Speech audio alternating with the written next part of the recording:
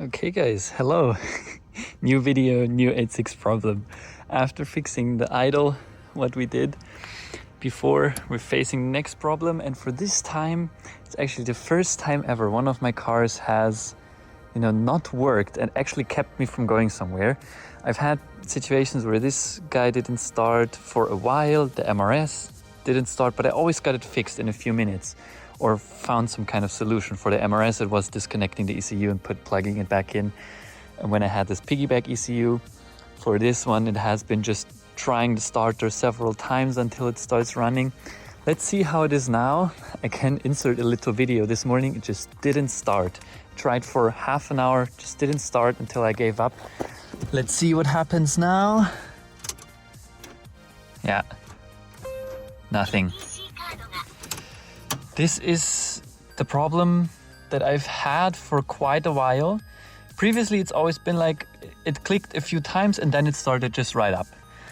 I've had moments where I've tried it for 10 minutes and then it started right up. So it's a weird issue where I tried changing the starter and I got a factory starter which was set to be working. I even overhauled it, put it in, nothing. I took this starter out, which is actually not an AE86 starter, it's a 1G engine Toyota starter or something like that. Or also, I think 1JZ had the same one. So it's a more modern starter. It has a little planetary gear in there. The actual electric motor is smaller. So it has a little planetary gear. It's a more efficient starter. So this starts up in seconds normally. Like way faster than it should actually. So I think it's not a starter. Then I come to the conclusion, I think it's this. The main power cable going from the battery, because the starter has a, how do you call it? A constant power line running to the solenoid, which is on top of the starter, or I think it's called a solenoid, I think. The main switch, which switches on and off the starter actually. And this main power wire runs through that. And when you turn over the starter, you hear something clicking. So I think there is something moving inside the starter. It's just not getting enough power through this old cable here. So our goal now is going to be to take off that cable. I'm not sure if I can take it off with the starter in or if I need to take the starter out, we'll see. But yeah, it's going to be just simply replacing this cable. Maybe even measuring the resistance in this to see if that could be an issue. If there's something to learn about, because as always, if you see a problem, if you understand it, it's nicer to avoid in the future. We're going to replace this main power cable, and if it's not that, then we're going to address the relay cable. Relay is the word. I said solenoid, I meant relay.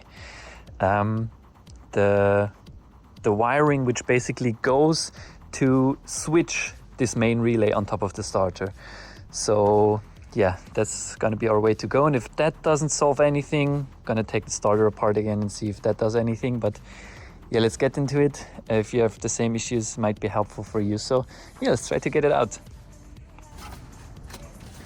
I'll try to take this off. I'm not sure if it's a bolt or a nut. I think it was a nut holding this side of the cable in. And I think when I touch this metal part of the actual wire or the wire end, it gets zero resistance, which is good, that's what we want. But if I just touch the nut which goes through here, we're not getting a connection, which might mean that just this surface and the connection between the wire and the bolt itself is corroded. So let's see, let's take it off there and see what we can find. Maybe we can pull it back a bit to check it out. So this could be our issue. I will go ahead and just take some sandpaper and sand off these connections here, and same on this one down here. I think you can just pull it back a little bit. There is this other plug attached. This plug, I'm not sure if you can see it. Yeah, this plug down here, you just pull that off. This is what actually switches. This is the switch wire. What switches your starter. So, and you can see this is quite corroded. So if I measured in the middle here, it's fine, but all the surface area around here no connection. So this could be our culprit. Let's see, I'm gonna sand it off a little bit and see where we go, and yeah, see where we end up.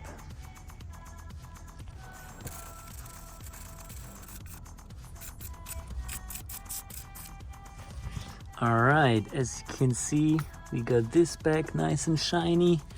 Where did the other one go? Oop. Yeah, as you can see, this other one down here all nice and shiny on both sides. So let's measure the resistance again and see if it's improved. And then we can bolt it back together and see what happens. Now we got 0.001 kilo ohm, zero, all the way to the outside of the wire ends. So that should be way better than before. We can bolt it back together. Maybe give this nut another sand as well to, yeah, let that help the connection too, and then you can see what happens. Okay guys, moment of truth. As you can see, I sanded down all these spots on both sides, the cable's down there. Let me show you exactly where. Back there you can see the starter. Yeah, back there you can see the terminals a little bit. That's what I cleaned up. So yeah, let's see if it did anything. Fingers crossed. Fingers crossed that was the problem.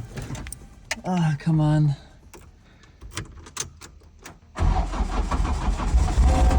Hell yeah! And of course I got the fuel pump disconnected, because that's what I did every time I needed to try a few times. The fuel pump primes and actually injects fuel every time you try to start it, even if the starter doesn't move. So you end up flooding your engine bay. So what I did was I actually disconnect the fuel pump every time before when the car feel like it doesn't start. So we're gonna plug that bad boy back in, see if it works again.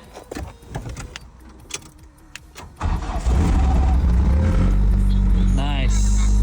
There's still a little hiccup with the starter where I feel like the solenoid is not releasing properly, but for now it seems we're back in business. Okay, even though I thought, you know, cleaning up the terminals on the main power cable which goes to the starter would solve the problem, it did for a while, but now the same problem occurred again, and I actually got stranded once trying to go to work because my car didn't start. So of course having good ground connections is the first part. Then having a clean and good power cable is the second part. And then a functioning starter, of course. But if you can rule out these things, like I tried a different starters, same problem. I ran new ground wires, cleaned up all the ground wires, cleaned up the main ground, made a completely new main ground, cleaned up the power cables. Still same issue. And that is now a specific problem for the AE86, just due to its age, because the problem now, most likely, lays in not the starter, not the wiring, but actually the key barrel. Because the key is what switches, once you turn it on, is what actually switches the relay inside the starter motor. And if that is old, it deteriorates, it, you know, wears down, you're not going to have enough grunt through that line to actually engage the starter, to actually engage the power which goes to the starter, because it's basically a relay. And what we do for that is we run a relay to the relay. So we take the load off the key barrel and run power straight to a relay from the starter itself, because there is main power at the starter. Gonna run that to a relay, and then we are gonna just let the key barrel activate that relay. So it's actually not a difficult thing to do.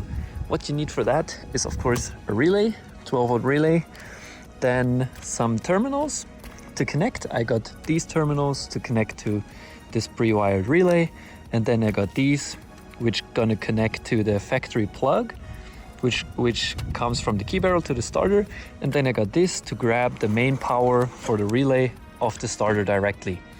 So that's what we're gonna do. Of course, I have some extra wires to run here. Need a crimp tool. And yeah, what we're gonna start off with is taking out the starter, because we're gonna, you know, put that relay probably, if I can find space directly on the starter. That's at least the idea. And yeah, let's get the starter out and see what we're working with, and then I'm going to keep you updated on where to put the relay. You can also put the relay somewhere else, but then you're going to end up running longer cables, you know, back to the starter, which, you know, is also, you can do however you like, but I think I want to try keeping it all one piece, you know, on the starter. That would be very convenient if you ever need to take the starter out. You don't need to worry about any like cables flying around. But you also need to be careful because everything's under the, you know, the exhaust manifold. So you want to be careful with your relay, which is going to get the main power. I might actually even run a fuse in between the main power going to the relay.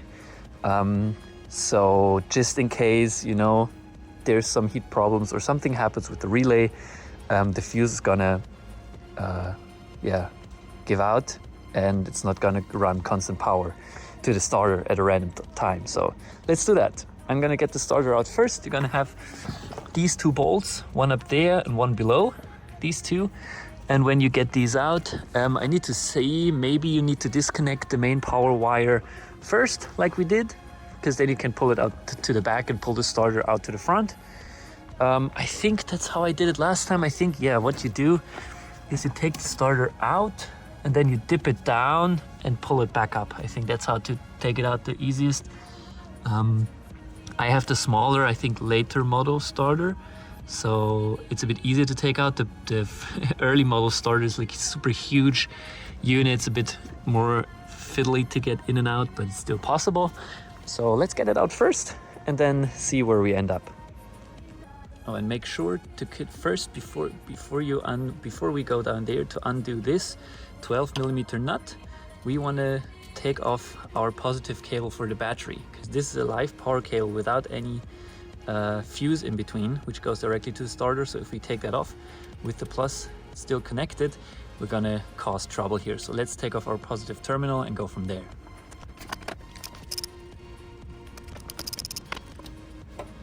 Okay, with that off, now we can go down there with our long extension 12mm to get that nut off.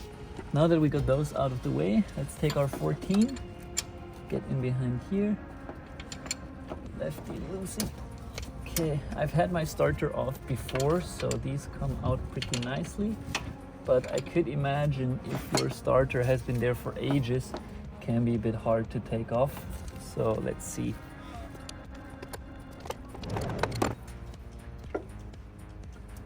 And then try to spin it around a bit and just pull it out like that. And there we got our beautiful starter. As you can see, I wrapped this in heat tape before, because, you know, it is an electric part close to the exhaust manifold. So yeah, I have overhauled this before, so the starter is good. But yeah, this up here is the solenoid. This is the starter motor. In here there are some planetary gears, at least for this later model starter. The early model starter doesn't have these planetary gears. That's why it's a lot bigger. But this smaller starter with the planetary gears is great. And here you can see this is where you connect the main power to this point. You can also go ahead and clean up this area a little bit more. And this inside here, through this pin, connects this main power line to this output point, which then through this cable here spins the starter itself. So that's how that works. And yeah, let's try to get that, to try to find a way and somewhere to put our relay. I'm kind of thinking about either attaching it somewhere to the front here, hanging down.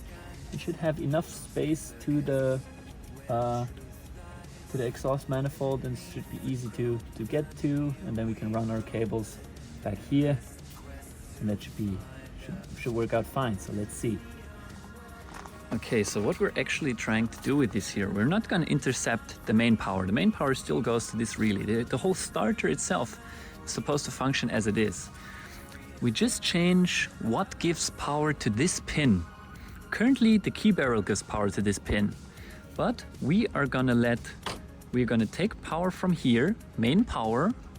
We're gonna run it through a fuse into this relay, into the red, and then it's gonna come out the yellow one and plug back into this point. And then we're gonna run this black to an earth point. This is just the earth. And the blue one is gonna connect to the current plug, which is supposed to go here. So when you start the car, instead of the key barrel giving power to here, disconnecting these two and starting the starter, we're gonna let the key barrel control through the blue line. This relay is gonna turn on and now let power from this point to here. So we're gonna have a direct, activation of the starter through the main power line, obviously through a fuse as well, which I got right here. I decided to just use a 15 amp fuse. This is, as I said, not technically necessary, but safety first, so I'm gonna run it. And yeah, this then gonna run power here and run our starter. So that's the basic how we're gonna do that. We're gonna put a terminal here, which runs through the relay into the red one, and then from the yellow one back here. And then this black one goes to an earth point. We could even, connect that up to here, because the whole starter is its own earthing point. So we could run this up here or behind, run it behind and clamp it in between here. That should be our earth point. And then this is just gonna get a little extension back to here where the main cable is. Okay guys, there we are. This is the finished product. As you can see, I attached this here. I also put some thread locker on this bolt or in this nut, because it's a bit like few on threads, but should still be fine. I got the control or the switch ground connected here to the black one. I got the blue one ran to a cable which is now open, which just has a normal pin on here, which goes to the factory switch from the ignition. Then we got our main power from up here through this thick yellow cable, through the fuse, up to our red connector, and then from our yellow connector down through here, back here, it's black. I put some heat wrap, what you call it? Like this, what you normally use for soldering. This connector or this like heat shrink, that's the word. Heat shrink on here, because I don't want this to show anywhere, and I was afraid that these normal rubber or silicone connectors or the silicone insulators that you put on here, that they could tend to move with the vibrations, and this could slip down, and then we just have open power here, which I don't really like. So I chose some heat shrink there. It's neatly ran along here. It's all zip tied in place on the starter itself. So this is all now one finished unit, which we could just install. The cables are in the same positions. Main power cable goes here, connector goes here. And with that, we should be set. Let me run this down here. We should be set to just bolt this back into the car and yeah, try it out. Okay, here we go. We're gonna drop it in like that.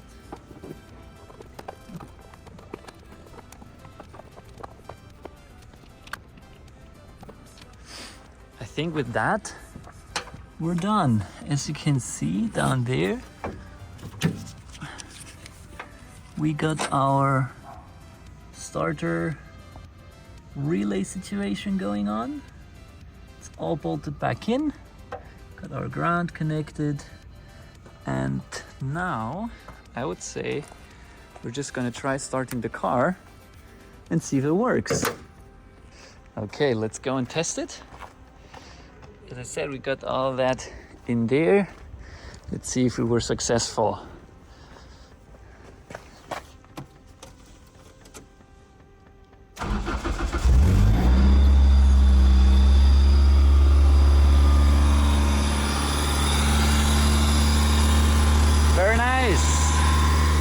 works. That's it. Thanks for watching, everyone. Bye bye.